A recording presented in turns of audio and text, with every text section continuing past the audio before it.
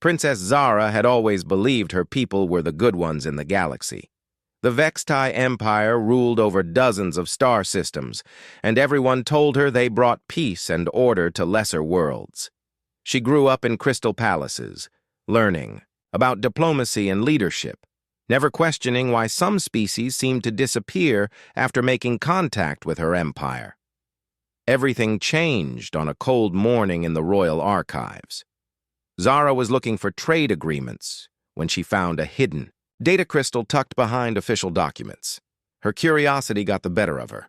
When she activated the crystal, holographic images filled the room. What she saw made her stomach turn. The images showed laboratories deep beneath the royal palace.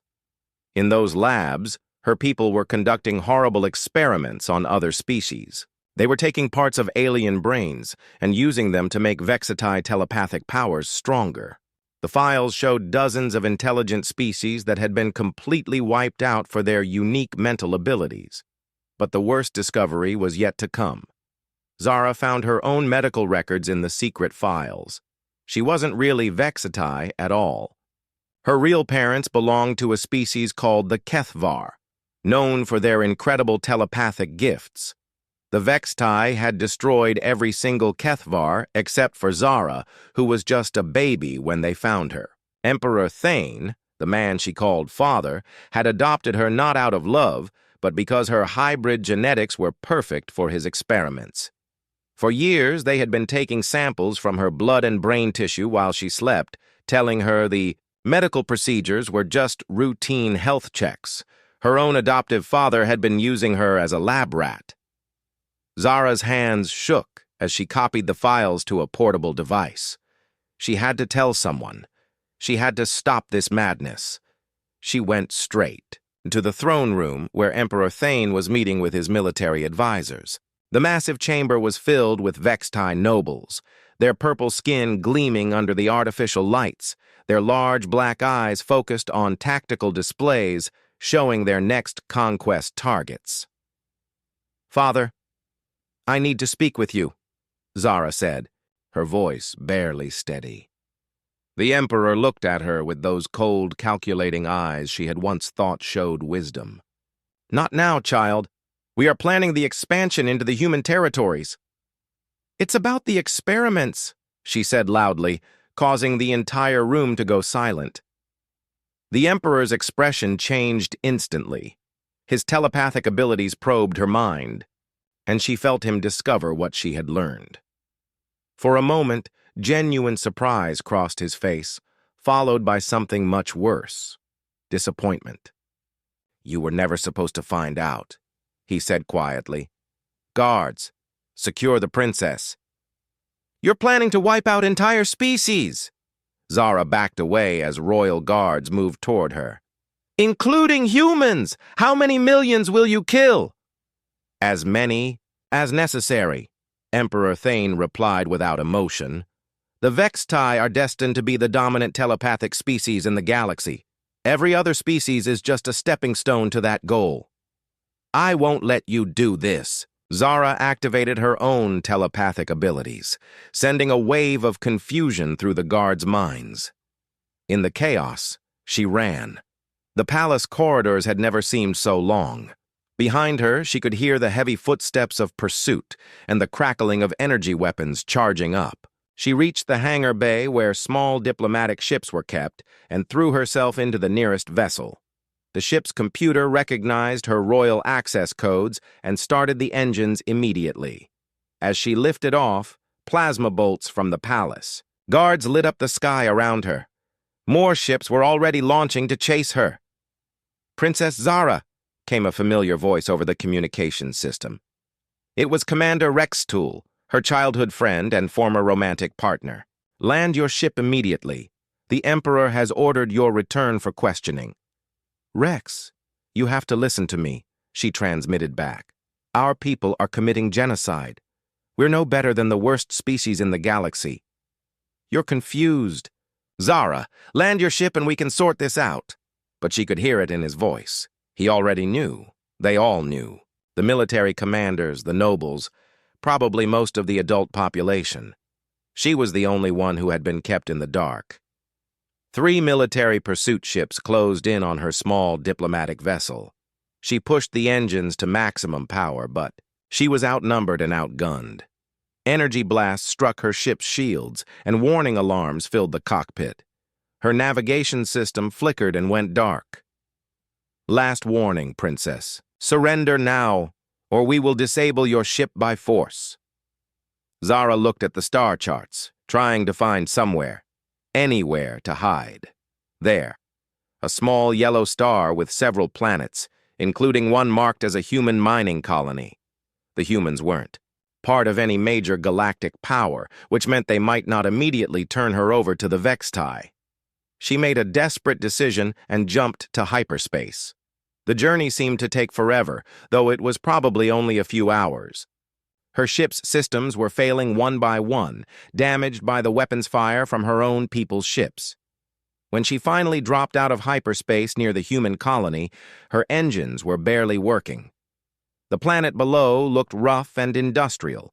Nothing like the beautiful worlds of the Vextai Empire. Huge mining machines scarred the surface, and the atmosphere was filled with dust from constant excavation. But it was her only chance. As she tried to land, her damaged ship spun out of control. The last thing she remembered was the ground rushing up to meet her and the horrible sound of metal tearing apart. When she woke up, everything hurt. Her telepathic abilities felt scrambled, like trying to listen to a dozen radio stations at once. She was lying in some kind of cave or tunnel, and she could hear movement nearby. A figure appeared in the shadows, definitely human, but unlike any she had seen in the diplomatic files. This one was tall and lean, with sun-darkened skin and tired eyes that had seen too much. He was holding a medical scanner in one hand and what looked like a weapon in the other. "Well," the human said in accented galactic standard, "you're finally awake. I was starting to think you might not make it." Zara tried to sit up but gasped in pain. Several of her ribs were broken and her left arm was in some kind of crude splint. "Who are you?" she managed to ask. "Name's Jake," the human replied, setting down his weapon but keeping the medical scanner. "Jake Rodriguez. I run cargo between the mining stations out here. Found your ship scattered across about half a kilometer of desert. Frankly, I'm amazed. You survived." "Why did you help me?" Zara asked suspiciously. Everything she had been taught told her that humans were primitive and selfish. Jake shrugged. "You were hurt. Seemed like the right thing to do." Such a simple answer, but it confused her completely. In Vextai society, no one did anything without calculating the benefit to themselves or their family line. The idea of helping a stranger, just because it was right, made no sense to her. "My people will come looking for me," she warned him. "Yeah, I figured they might," Jake said calmly. "That's why we're not staying here long. As soon as you can travel, we need to find you somewhere, safer to hide." Before Zara could respond, both of them heard the distinctive whine of spacecraft engines overhead. Through a crack in the cave ceiling, she could see the familiar blue glow of Vextai ship drives. They had found her. Jake grabbed his equipment and helped her to her feet, despite her protests that she could barely walk. "Time to go, Princess. Your royal friends don't sound like the type to negotiate." As they made their way deeper into the tunnel system, Zara heard the sound of energy weapons firing in the distance. The hunt had begun, and she was no longer the hunter. She was the prey.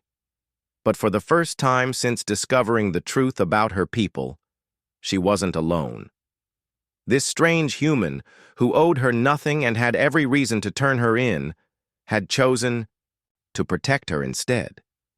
Maybe there was something to learn from these primitive beings after all. Jake led Zara through the winding tunnel system beneath the mining colony. Her broken ribs made every step painful, but the sound of Vextai search ships overhead kept her moving. The tunnels were dark and smelled of metal and machine oil. Nothing like the perfumed halls of her former palace. "How do you know about these tunnels?" Zara asked, breathing heavily. Been running cargo here for 3 years, Jake replied, his flashlight cutting through the darkness ahead. You learn all the hiding spots when you're trying to avoid colony inspectors asking about your shipping permits. They reached a wider chamber where old mining equipment sat abandoned. Jake helped her sit on a rusty metal crate and pulled out a water bottle. Drink this. You lost a lot of blood. Zara stared at the bottle suspiciously. How do I know you haven't poisoned it? Jake gave her a look that was half amused, half annoyed. Princess, if I wanted you dead, I would have left you in that crashed ship. Your people would have found a body instead of empty wreckage. She took a small sip. The water was clean and cool. Why do you call me princess? I never told you my rank. Your clothes gave it away, Jake said, checking his scanner for any signs of pursuit. That fabric costs more than most people here make in a year. Plus, you have that way of talking that screams royal education. Above them, they could hear the distant sounds of heavy boots and mechanical search equipment. The Vextai had landed, ground teams, and were systematically searching every building in the colony. They'll find us eventually, Zara said quietly. Maybe. Maybe not. Jake stood up and shouldered his pack. But we're not staying here to find out.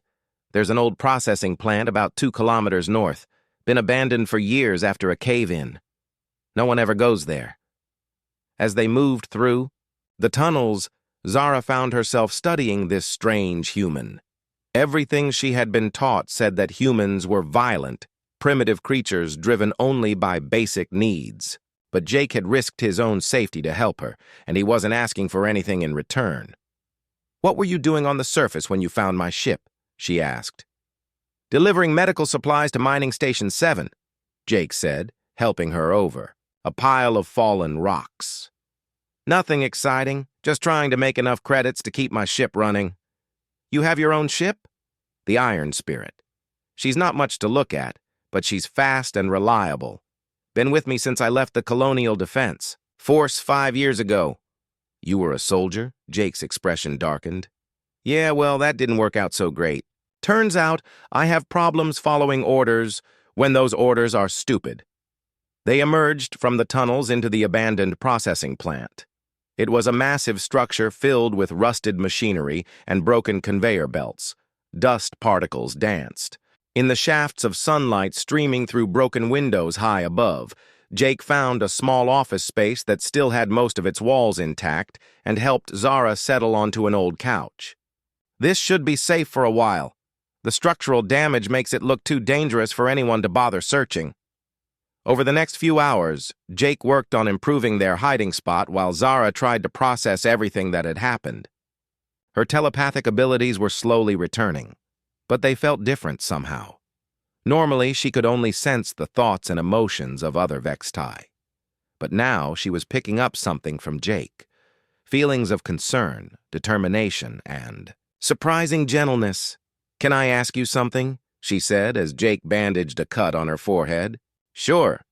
Why don't you just turn me in? My people would probably pay you well for information about my location. Jake paused in his work. You really want to know? Yes. Because I've seen what your people do to prisoners, he said simply. 3 years ago, Vextai ships visited a mining colony in the next system. They said they were conducting a diplomatic survey. When they left, half the colonists had disappeared. The other half wouldn't talk about what happened, but they all had these vacant looks in their eyes, like someone had reached into their heads and taken something important. Zara felt a chill run down her spine. She was starting to understand just how widespread her people's crimes were. I'm not like them, she said quietly. Maybe not, Jake replied. But your friends outside don't know that. As if summoned by his words, they heard the sound of approaching vehicles. Through a crack in the wall, they could see Vextai soldiers in full combat armor moving methodically through the abandoned facility. Princess Zara, came a voice amplified by external speakers. This is Commander Rextool. I know you're in here. Surrender yourself, and no harm will come to any humans in this area. Zara's heart sank. Rex had been her closest friend since childhood.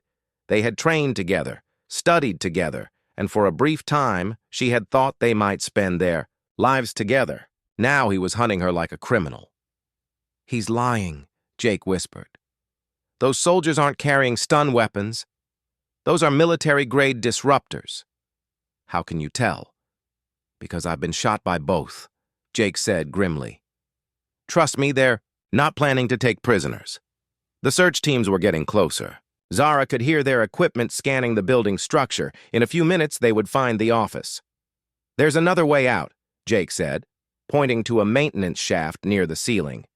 "It leads to the old thermal vents. We can reach the surface about half a kilometer from here." "I can't climb that far with broken ribs," Zara protested. "Then we'll take it slow," Jake said, already moving a desk under the shaft entrance. "Because the alternative is a lot worse." As Jake helped her into the maintenance shaft, Zara found herself amazed by his determination. He could have abandoned her at any point. He could have made a deal with Rextool and walked away with enough money to buy 10 ships like his Iron Spirit. Instead, he was crawling through dirty ventilation systems to keep her safe. The shaft was narrow and hot, filled with pipes that leaked steam and made the air hard to breathe. Every movement sent waves of pain through Zara's injured ribs, but Jake stayed close behind her, offering encouragement and support. "Why are you doing this?" she asked during a rest stop. "Doing what?" "Risking everything for someone you don't even know." Jake was quiet for a long moment. "When I was in the Defense Force, we had a saying, 'You measure a person by what they do when no one's watching and there's nothing in it for them.' Maybe I'm just trying to measure up." They finally emerged from the thermal vents into a rocky area outside the processing plant. In the distance, they could see Vextai soldiers still searching the building. Jake's ship was parked in a camouflaged position about a kilometer away, hidden among some large rock formations. "Think you can make it that far?" Jake asked. Zara nodded, though she wasn't sure if she was telling the truth. Her strength was fading fast, and her telepathic senses were picking up more Vextai minds in the area. Rextool had brought a full hunting party. As they made their way across the rough terrain, Zara realized something that should have been obvious from the beginning. This human, who barely knew her and had every reason to distrust her people, was showing her more loyalty and courage than anyone in her entire life. Maybe the Vextai weren't the superior species after all. "Jake," she said as they reached his ship. "Yeah?" "Thank you." He smiled, the first genuine smile she had seen from him. "Don't thank me yet, Princess. The hard part's just beginning." As the Iron Spirit lifted off and headed for deep space, Zara looked back at the mining colony one last time. Somewhere down there, Rextool and his soldiers were probably realizing they had lost their prey, but she had gained something far more valuable than her freedom. She had found someone who would stand between her and the entire galaxy if necessary, simply because it was the right thing to do. For the first time since discovering the truth about her people, Zara began to believe that maybe there was hope after all. The Iron Spirit drifted in the darkness between stars, its engines powered down to avoid detection. Jake sat in the pilot's chair, studying sensor readings that showed 3 Vextai hunter ships patrolling nearby space routes. They had been hiding for 2 days, and their supplies were running low. "They're not giving up," Jake muttered, watching the enemy ships move in coordinated search patterns. Zara was sitting in the co-pilot seat, her injuries slowly healing thanks to the medical kit Jake kept on board. Her telepathic abilities had fully returned, but now they felt different. She could sense Jake's emotions as clearly as if he were speaking his thoughts aloud. His worry, his determination, and something else that surprised her. Genuine care for her well-being. "Rextool never gives up," she said quietly. "When we were children, he once spent 3 weeks tracking down a pet that had escaped from the palace gardens. He won't stop looking for me."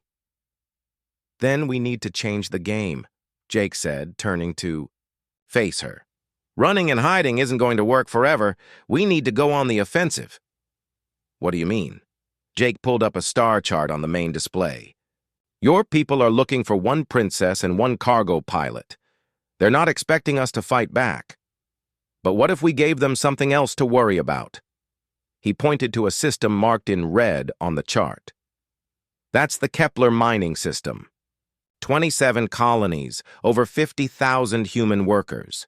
If your people are planning to expand their experiments to include humans, that's probably their next target. Zara studied the display. You want to warn them? More than that, Jake said, his eyes hardening. I want to help them prepare. The Vextai might have better technology, but humans have something your people have never had to deal with. What's that? We fight dirty when we have to.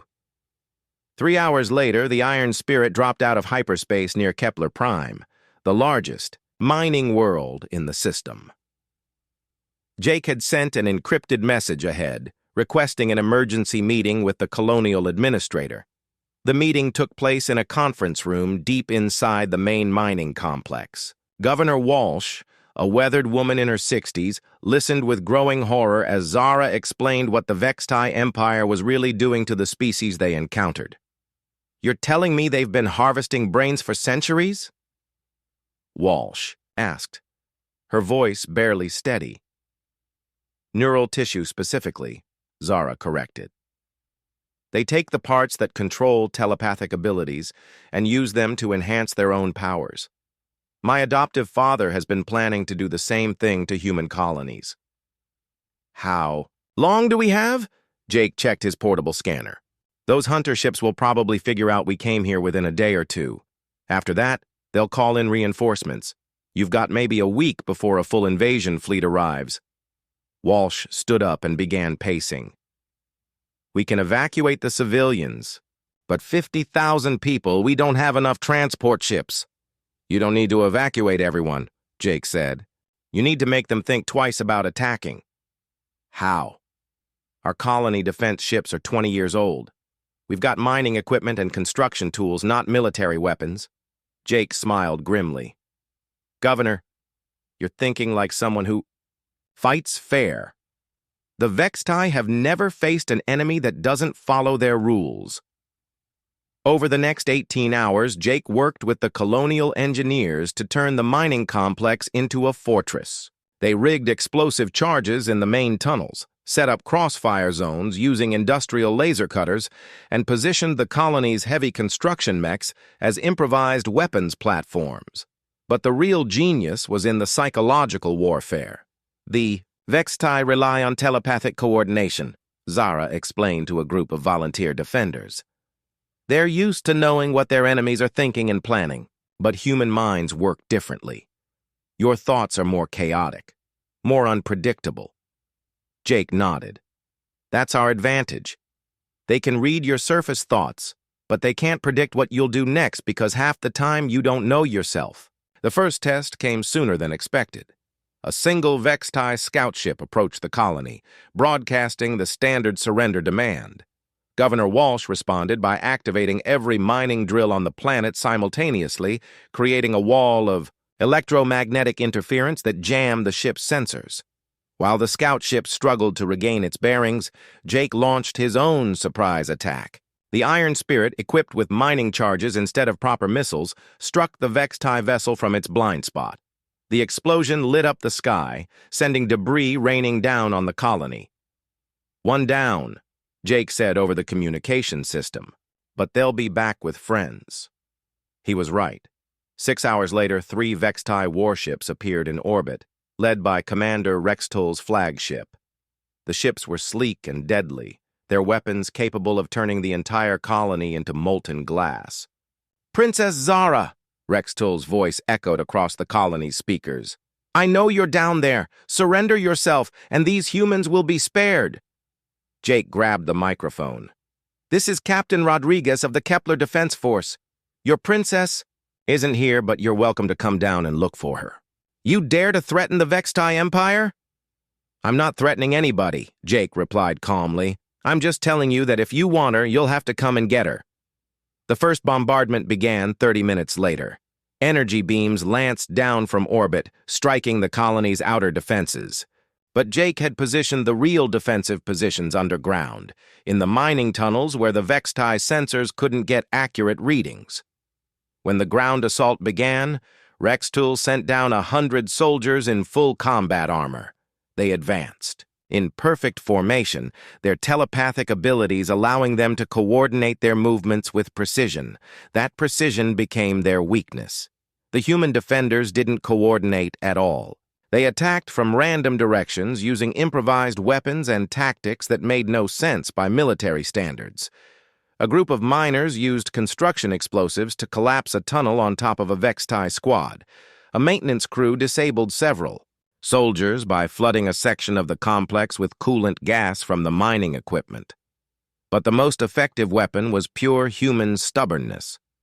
"They just keep coming," one of the Vextai soldiers transmitted back to his ship. "We disable their weapons, and they attack with tools. We corner them, and they fight with their bare hands. These creatures have no sense of tactical retreat." Rextool himself led the final assault on the colony's command center. He found Jake waiting for him in the main corridor, armed with nothing but a mining laser and a determined expression. "Where is she?" Rextool demanded, his weapon trained on Jake's chest. "Safe," Jake replied. "Somewhere your Emperor will never find her.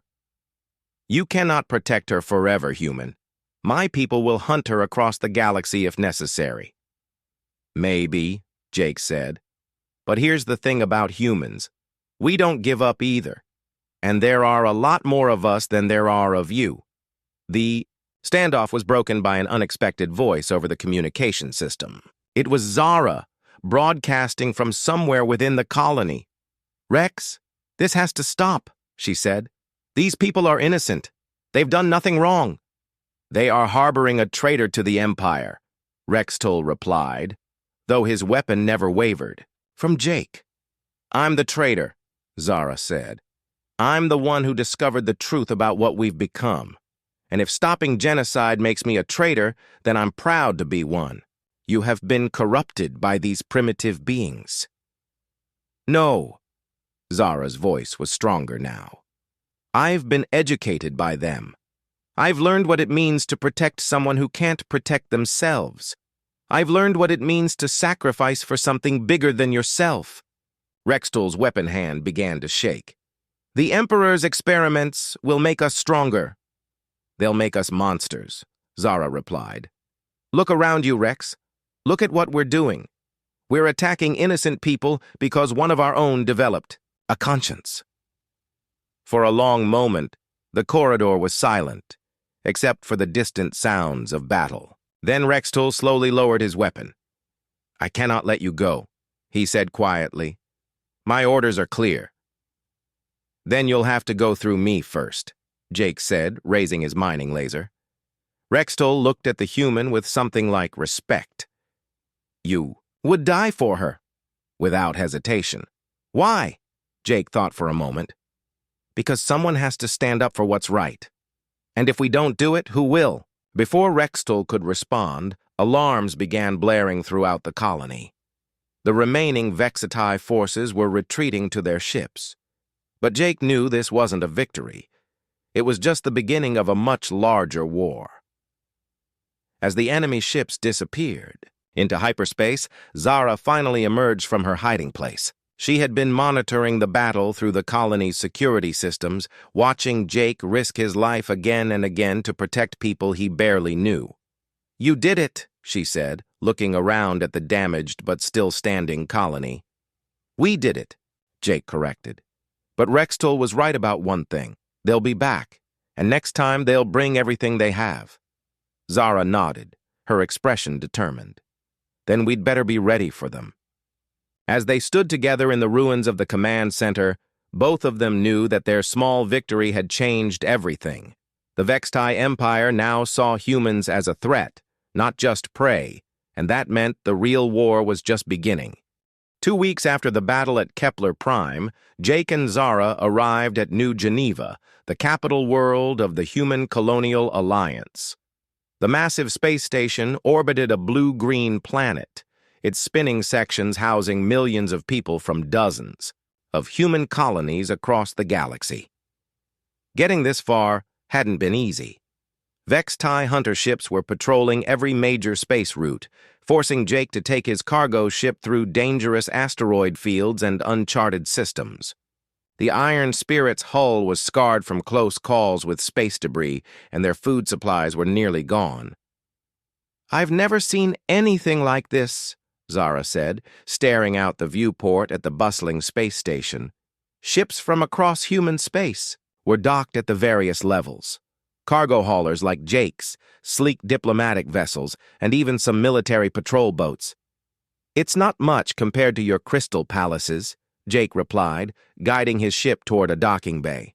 "No, you don't. Understand," Zara said. "In the Vex-TIE Empire, everything is organized by rank and bloodline. Nobles travel in one type of ship, merchants in another, workers in a third.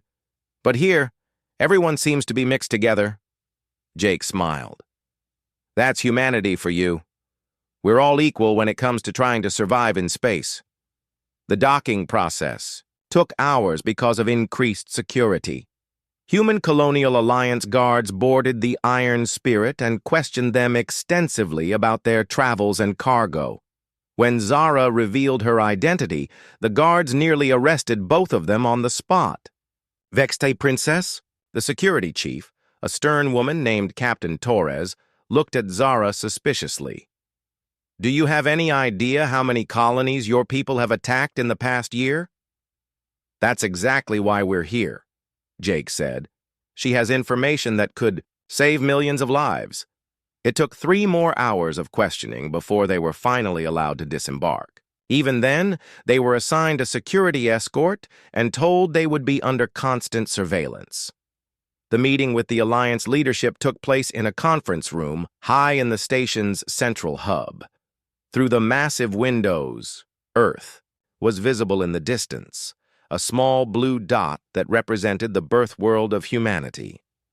Admiral Cross, the head of Alliance military forces, listened in stony silence as Zara explained the Vex-TIE Empire's true intentions. Around the conference table sat representatives from dozens of human worlds, their faces growing more horrified with each detail Zara revealed. "You're asking us to believe that your entire civilization is built on genocide," said Director Park, the Alliance's chief diplomat. "I'm not asking you to believe anything," Zara replied. "I'm offering to prove it." She closed her eyes and reached out with her telepathic abilities. In Vex-TIE culture, sharing memories directly was considered the ultimate form of trust. She had never attempted it with a non-Vex-TIE before, but her time with Jake had taught her that human minds were more adaptable than her people believed. Admiral Cross gasped as Zara's memories flowed into her consciousness. She saw the secret laboratories beneath the Vex-TIE palace, the experiments on captured aliens, the files documenting the complete destruction of entire species. Most disturbing of all, she experienced Zara's emotional journey from privileged princess to horrified refugee. When the connection ended, Admiral Cross was pale and shaking. "Dear God," she whispered, "how many species have they destroyed?" "At least 47 that I know of," Zara said quietly. "Probably more. The records I've found only went back 300 years. And they're planning to do this to human colonies within the next 6 months, according to the timeline I saw. They're waiting for Emperor Thane to perfect the neural extraction process." The room erupted in angry voices as the representatives began arguing about how to respond. Some wanted to immediately declare war on the Vex-TIE Empire. Others insisted on trying diplomatic solutions. A few suggested that humanity should simply retreat to the outer rim and hope the Vex-TIE would leave them alone. Jake listened to the debate for a while before standing up. "Excuse me," he said loudly, and the room gradually fell silent. "I'm just a cargo pilot, so maybe I don't understand politics. But it seems to me like you're missing the point." "And what point is that?" Admiral Cross asked.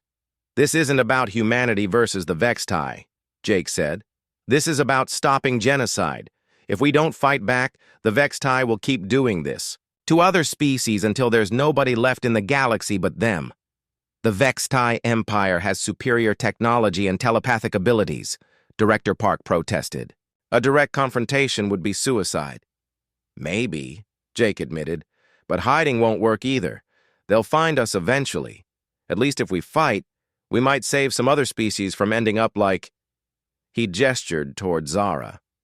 Zara felt a surge of gratitude toward Jake. Even surrounded by the most powerful humans in the galaxy, he was still thinking about protecting others before himself. There might be another way, she said hesitantly. All eyes turned to her. I'm not the only one who disagrees with the Empire's methods. There are others.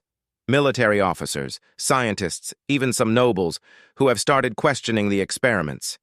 If we could reach them, maybe we could start a rebellion from within. You're talking about civil war, Admiral Cross said. I'm talking about revolution, Zara corrected. The difference is that a civil war is about power. A revolution is about changing everything.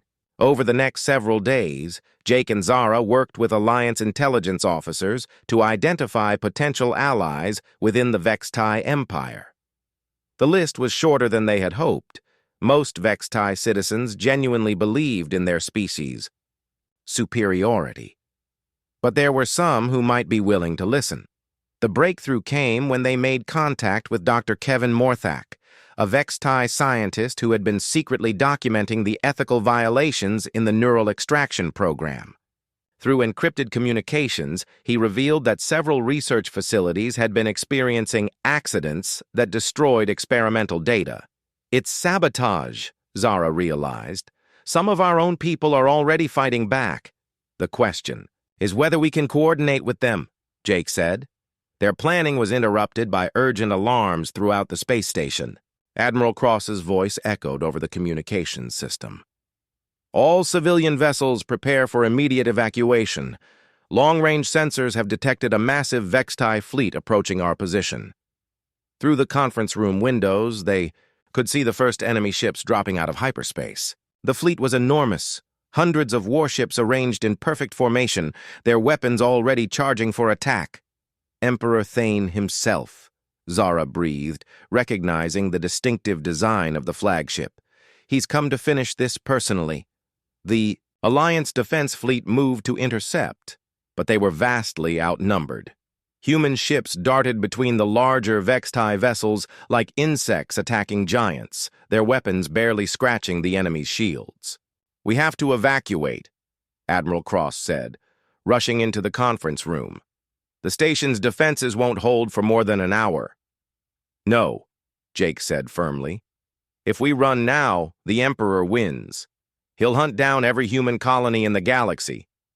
What choice do we have? Director Park demanded. We can't fight that fleet. Jake looked at Zara, and she could see an idea forming in his eyes.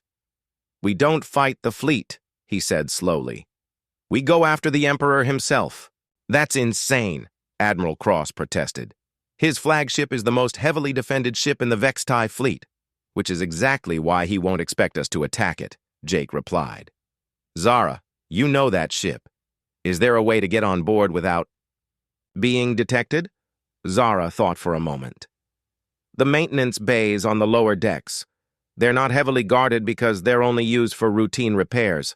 But Jake, even if we get on board, what then? Then we broadcast the truth to every Vextai ship in the fleet, Jake said, the same way you showed Admiral Cross your memories. If enough of your people see what the Empire has really been doing, maybe some of them will switch sides. And if they don't? Jake's expression was grim. Then at least we tried. As the battle raged around New Geneva Station, Jake prepared the Iron Spirit for what might be their final mission. Zara stood beside him on the bridge, watching human and Vextai ships exchange fire in the darkness of space. Jake, she said quietly. Yeah? Whatever happens next, I want you to know that you've already saved me, not just from my people, but from becoming like them. Jake smiled and squeezed her hand. That goes both ways, Princess. You've shown me that there's more to fighting than just surviving. Sometimes you have to stand up for something bigger than yourself. As the Iron Spirit slipped away from the space station and headed toward the heart of the enemy fleet, both of them knew they were flying into almost certain death. But they also knew they were carrying something more powerful than any weapon: the truth.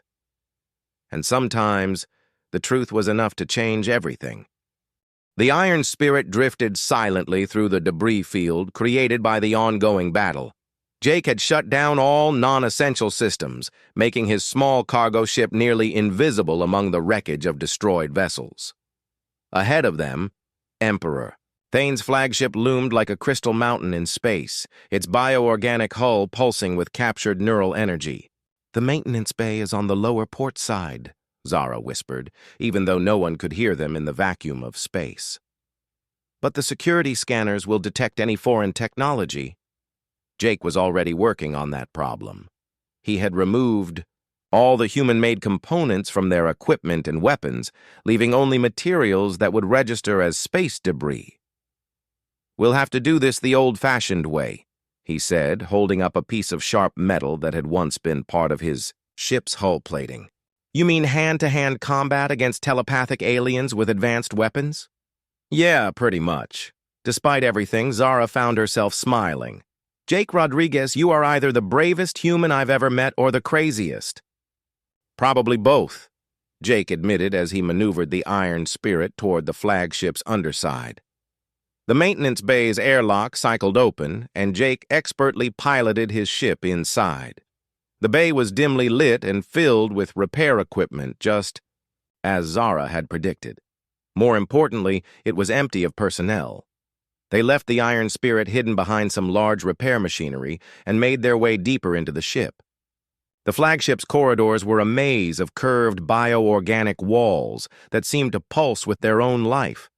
Everything was designed to intimidate visitors and remind them of the Vextai's power over other species. "The main communication array is 12 levels up," Zara said, checking her mental map of the ship, "but we'll have to pass through several security checkpoints." "What about your telepathic abilities? Can you influence the guards?" Zara shook her head. "Not directly. Vextai minds are naturally shielded against telepathic intrusion. I might be able to create some confusion, but it won't last long." They made it past the first 3 checkpoints by using maintenance shafts and service corridors. Jake's experience hiding from colony inspectors served them well. He seemed to have an instinct for finding the paths that security personnel never bothered to watch, but their luck ran out on the 8th level. "Halt!" A Vextai guard spotted them as they emerged from a ventilation grate. His weapon was already drawn, its energy crystal glowing with lethal charge. Jake didn't hesitate. He dove forward, using the piece of metal in his hand to deflect. The guard's first shot. The energy beam scorched the wall where his head had been a moment before. The guard was faster and stronger than a human, but Jake had learned to fight dirty during his years as a cargo pilot. He grabbed a handful of the bioluminescent fluid that leaked from the ship's walls and threw it in the guard's face, temporarily blinding him. While the guard was distracted, Jake struck with the metal shard, targeting the nerve cluster at the base of the Vextai's neck. The guard collapsed, unconscious, but alive. "You could have ended him," Zara observed. "I'm not like your people," Jake replied. "I don't take lives unless I have to." They were only 2 levels away from the communication array when the alarms started, blaring. Someone had found the unconscious guard, and now the entire ship was on alert. "This way," Zara said, leading Jake through a series of corridors that seemed to twist and turn without logic. "There's a direct access shaft to the communication center, but when they reached the shaft, Commander Rex Tull was waiting for them." "Hello, Zara," he said sadly. "I was hoping it wouldn't come to this." Rex Tull was alone, his weapon holstered. He looked tired, as if the weight of recent events had aged him years in just a few weeks. "You can't stop us, Rex," Zara said. "The truth has to come out. The truth will destroy our civilization," Rex Tull replied. "When our people learn what the Empire has been doing, it will tear us apart. Billions will die in the chaos. Billions are already dying, Jake said. The only difference is that they're not Vextai. Rextal looked at the human with something like respect. You really believe that all species are equal, don't you? I believe that no species has the right to eliminate others for their own benefit, Jake said simply. Even if it means saving your own people, especially then. Because if we do that, what makes us different from the monsters we're fighting? For a long moment, Rextul was silent. When he finally spoke, his voice was barely a whisper. The Emperor is in the communication center. He's preparing to broadcast terms of surrender to the human fleet. If they refuse, he'll begin destroying your colonies one by one. Then we're too late, Zara said. Not necessarily. Rextul stepped aside. The access shaft leads directly to the center's control room. But Zara, once you activate that broadcast, everything changes. There's no going back. There was no going back the moment I found those files, Zara replied. Our people have been living a lie for centuries. It's time they knew the truth. Rextul nodded slowly. Then I'll make sure no one follows you up that shaft. Jake and Zara climbed through the access shaft as quickly as possible. Behind them, they could hear Rextul giving orders to other guards, sending them to search other parts of the ship. He was buying them time, even though it would probably cost him his life. The communication center was a vast circular chamber filled with crystalline, arrays that amplified telepathic signals across the galaxy. At the center of the room stood Emperor Thane, his hands pressed against a control surface that pulsed with neural energy. Ah, my dear daughter, the Emperor said without turning around. Right on schedule. Jake stepped protectively in front of Zara, but the Emperor merely smiled. Don't worry, Captain Rodriguez. I'm not going to harm either of you. In fact, you're going to help me complete my greatest work. We're here to stop you, Zara said. Are you? Emperor Thane finally turned to face them. Tell me, what do you think will happen when the Vextai people learn about the experiments? Do you imagine they'll simply accept that their entire civilization was built on genocide? Maybe some of them will choose to change, Jake said. Some will, the Emperor agreed. But most will choose to fight to preserve what they see as their natural superiority. The result will be civil war on a scale the galaxy has never seen. Entire star systems will burn. So you'd rather keep committing genocide? I'd rather control the transition, Emperor Thane said. Gradually reduce our dependence on neural harvesting while maintaining social stability. It would take centuries, but it could be done without destroying everything we've built. Zara stared at her adoptive father. You've known all along that it was wrong. I've known it was necessary, he corrected. But necessity and morality are not the same thing. I was hoping that someday, when our people were strong enough, we could abandon these methods. And how many species would die while you were getting ready to grow a conscience? Jake demanded. Emperor Thane's expression hardened. As many as required. The survival of the Vextai Empire is worth any price. No, Zara said firmly. It's not. She stepped toward the communication array, but the Emperor raised a hand, and invisible force held her in place. His telepathic powers were far stronger than hers. I'm sorry, my dear, he said, but I cannot allow you to destroy everything our people have achieved. That's when Jake made his move. The Emperor's telepathic abilities were focused on Zara, leaving him momentarily vulnerable to physical attack. Jake lunged forward, tackling the older Vextai and sending them both crashing into the communication controls. Sparks flew as the delicate crystalline arrays overloaded. The Emperor's mental hold on Zara broke, and she rushed to the main control. Panel! Zara, don't! The Emperor pleaded as Jake pinned him to the floor. You don't understand what you're doing. I understand perfectly, Zara replied. She placed her hands on the control surface and opened her mind to the communication array. Every thought, Every memory, every emotion she had experienced since discovering the truth flowed into the crystal matrix.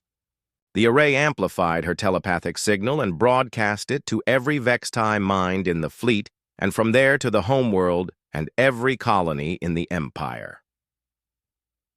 In an instant, millions of Vextai experienced what Zara had felt when she learned about the experiments. They saw the laboratories, the captured aliens, the systematic destruction of entire species. Most importantly, they felt her horror and revulsion at what their civilization had become. The effect was immediate and devastating. Throughout the fleet, Vextai officers stopped in the middle of giving orders as the truth hit them. Some refused to believe it, but many others began questioning everything they had been taught. Several ships immediately ceased firing on human vessels. Others began transmitting messages of surrender or requests to negotiate. But Emperor Thane had been right about one thing. The revelation did tear the Empire apart. On the flagship's bridge, loyal officers began fighting with those who wanted to end the battle immediately. Similar conflicts erupted throughout the fleet as centuries of indoctrination collided with undeniable truth. In the communications center, Emperor Thane looked up at Jake with defeated eyes. "You have no idea what you've unleashed," he said. "Maybe not," Jake replied, "but at least now your people have a choice."